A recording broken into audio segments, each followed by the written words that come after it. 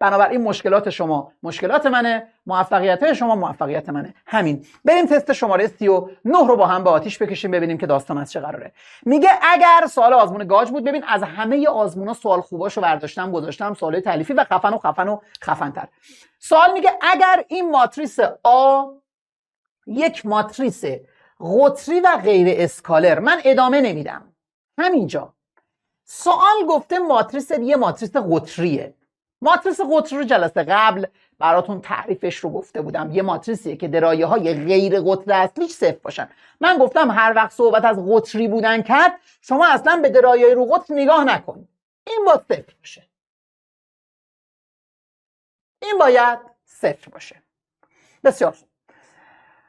من براتون می نویسم، وگرنه اگه بخوام اونجوری براتون حل کنم یه خورده شاید بعداً مثلا جزوه رو بخوای بخونی بگی این ایکس از کجا اومد، این ایکس چجوری شد، چی شد. وگرنه توی تست، توی جلسه کنکور این کاری که من اینجا میکنم تو نکن. من دارم درس میدم. جلسه کنکور تو چیکار میکنی؟ تو همینجا میای میگه آقا این یه معادله درجه 2 که قرار صفر بشه. خب من نگاه میکنم میبینم A B C جمعشون برابر صفره، پس یه ریشه میشود 1، یه ریشه میشود C-1/5. من اینجوری عمل میکنم. ولی الان میخوام، یعنی سر جلسه آزمون اینجوری عمل میکنم. الان میخوام به شما درس بدم، میام میگم آقا مینویسیم 5 تا x2 منهای 4x منهای 1 مساوی 0. نتیجه میگیرم من از اینجا 2 تا x به ما میدهد. جمع ضرایب 0 است. 1 ریشه 1، 1 ریشه C-1/5. این ماحصل قطری بودن است. حالا سوال گفته غیر اسکالر. اسکالر چی بود؟ قطری که درایه های روی قطر اصلیش برابر باشن. چک بکنیم ببینیم داستان از چه قراره. بچه ها، من اگر به x1 بدم این میشه چند؟ 9. این میشه چند؟ 15. اوکی، یعنی خوبه. غیر اسکالر میشه. اسکالر نوع هم با برابر باشن. حالا -1/5 بدم چه اتفاقی میفته؟ -1/5 بدم چه اتفاقی میفته؟ بچه ها -1/5 بدم این میشه 3. -1/5 بدم این میشه -2، بازم میشه 3. پس نه، این غیر قابل قبوله. چرا؟ چون اگر من جای x -1 بذارم درایه های روی قطر اصلی من برابر میشوند، لذا ماتریس اسکالر میشود. سوالم که گفته غیر اسکالر باشد، پس بنابراین x من فقط 1 میشه. فعلا بذار اینجا بمونه بچهای عزیز. خب ماتریس B رو هم داده. بچه ها الان با توجه به x من ماتریس A من چی میشه؟ x1 1 بدم میشه 9، این که 0، این که 0 15. اینجوری میشه. B هم که دارم میگه به ازای کدام مقدار y ماتریس 1/3 آمنهای B وارون پذیر نیست.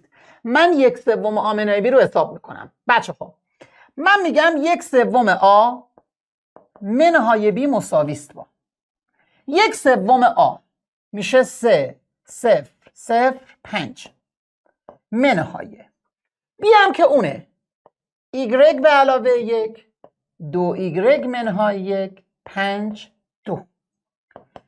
گوش کنید تا یه موضوع ته سوال بهتون بگم. کم میکنم 3 منهای این میشود بچه ها 2 منهای y. 0 منهای این 1 منهای 2y. 0 منهای 5 منهای 5. 5 منهای 2 میشود چند؟ 3.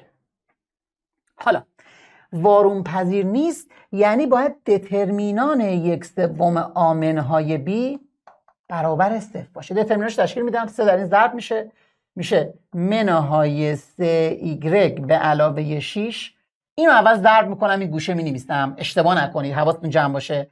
میشه -5 به علاوه 10 تا y منفیش میکنم به علاوه 5 به علاوه 10 تا y مساوی با 0. بچه‌های عزیز خیلی خب، من دارم میبینم الان منهای، بذار اجازه بدید فکر کنم یه اشتباهی رخ داده. 3 منهای ایگرگ منهای 1 میشود 2 منهای ایگرگ، درسته؟ بعد خدمتون عرض کنم که 0 منهای این میشه 1 منهای 2 ایگرگ، درسته؟ 0 منهای 5 درسته، 5 منهای 2 درسته. خیلی خوب.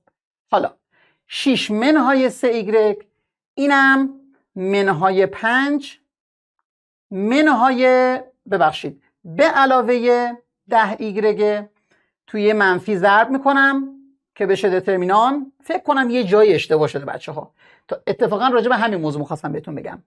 خب خدمتتون عرض کنم که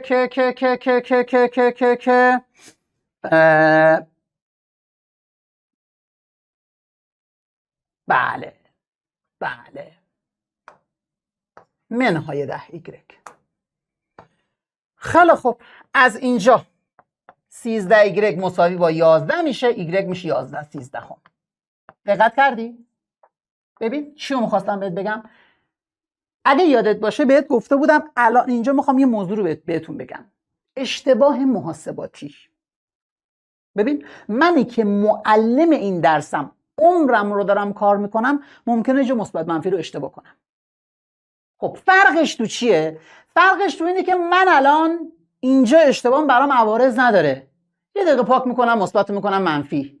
ولی شما توی کنکور یه همچین سوالی رو اگر زحمت بکشید، قطری بودنش رو تشخیص بدید، غیر اسکالر بودنش رو تشخیص بدید، 1/3 آ رو حساب کنید، تفاضل رو حساب کنید، بعد بیاین دترمینان بگیرید، بعد آخر جواب غلطم خدای نکرده در گزینه‌ها باشه، اونجا برای شما اصلا غیر قابل جبرانه. یه سوال ممکنه شما رو یه شهر و رشته رو براتون عوض بکنه.